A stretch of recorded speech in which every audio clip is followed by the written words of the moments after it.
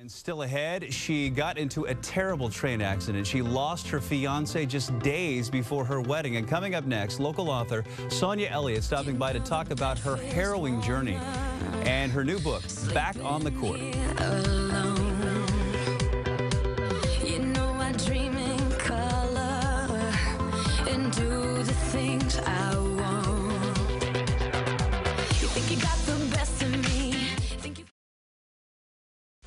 What doesn't kill you makes you stronger. Stand a little taller.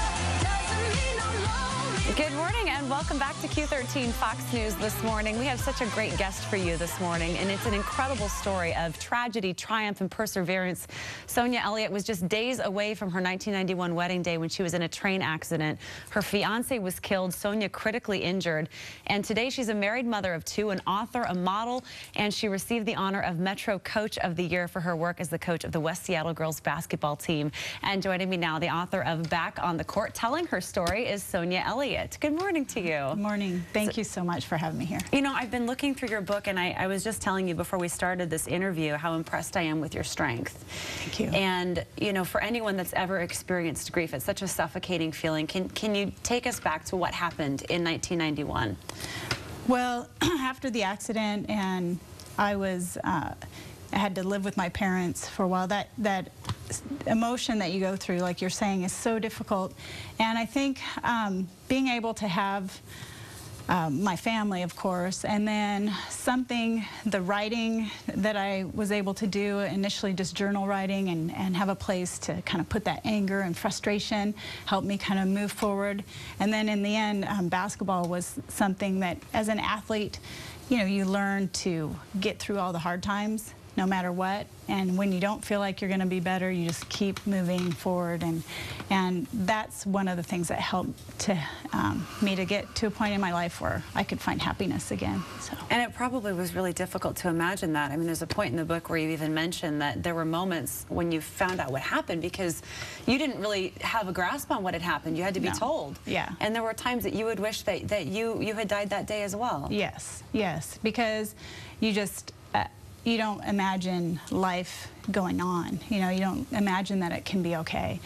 And that's something I want people to know. Even if you feel that way on the inside, and maybe you've lost somebody you love and you're going through something like that, you know, there's hope. And that if you just continue on and find something that you love to do and keep moving forward, there's hope to find happiness again. So you mentioned that you journaled to kind of get through the process. So at what point did you decide, you know what, I think it's time to put my story to paper into a book? Yeah, well, I had read the book, Widowed by Dr. Joyce Brothers, so I knew that the memoir was something that was helpful to me.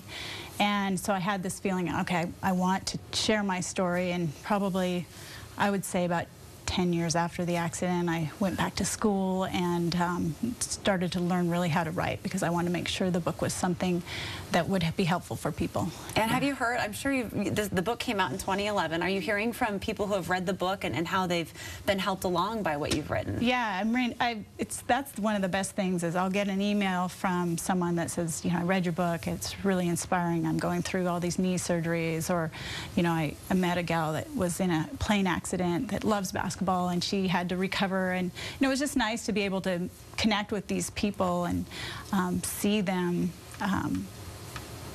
survive and thrive and go on with their lives. So yeah, it's great to be able to help out. Have your kids, how aware are they of your story? Are they aware of the book? Have they read the book? What have you told them about what happened? My daughter's read the book. She's 16, and my son is 12, and he hasn't read it. Some of his friends have, so it's kind of funny.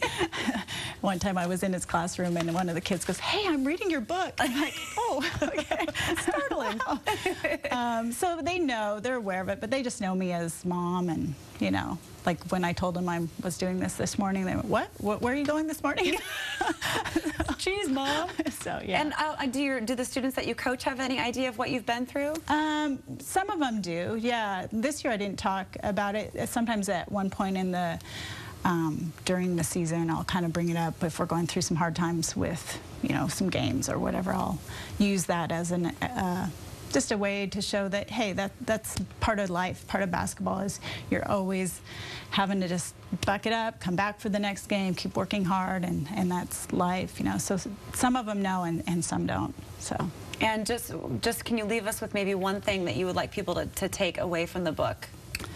I guess always believe that there's hope, that things can get better, you know, because when you're going through something like that, it's easy to think that it's not going to be okay, and it can. Things can be great.